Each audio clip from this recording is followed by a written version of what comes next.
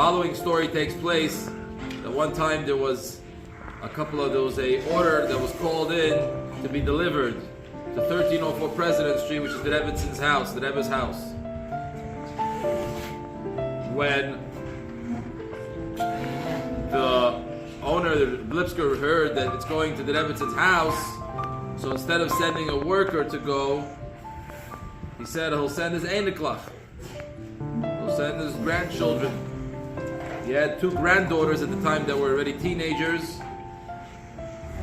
whatever the age, and he says, please bring these items, these grocery bags, to the Rebbetzins house. They were very excited, but they also didn't know what it's going to be when they come to the Rebbetzins house. Is it going to be, who's going to be there, what's going to happen?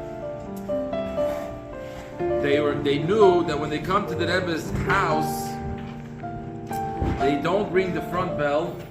They go to the side door in the back. You go through the driveway and there's a side door. And you knock on the side door near the kitchen. That's where you'll wait with the packages. So the 2 girls, they went to the side door and they knocked and they waited. About 5 minutes, few minutes, however long of a few minutes, the Rebbetzin herself opened the door. They didn't know who's going to open the door. They didn't know if it's going to be one of the workers, one of the helpers in the house. The Rebbe is going to be there. The Rebbetzin, they didn't know who's going to be there when they come. The Rebbetzin opens the door. And the Rebbetzin says, please bring the packages all inside. And they put the packages on the counter wherever the Rebbetzin requested.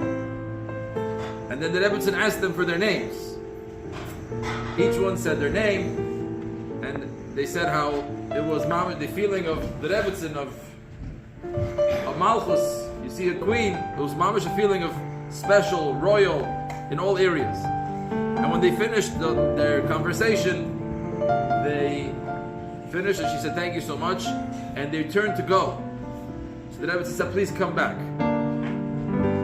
So they came back. They didn't know what the Rebbetzin wants. The Rebbetzin said as follows. The Rebbetzin said to the girls, he says, I want you to remember the following 2 words. The Rebbetzin said to them, remember to enjoy life. Those were the words the Rebbetzin said. Enjoy life. And with that, she said goodbye, and they left. So they came back, obviously, and they remember they had this chus of meeting the Rebbetzin. Until today, they both say how they have a big sign in their kitchen or in their house. The Rebbetzin is saying, enjoy life. And they said a lot of times, a lot of struggles, a lot of things that happen in a regular day-to-day, in a regular family, whatever happens. But what the Rebbetzin saying was, to enjoy life is something that we should remember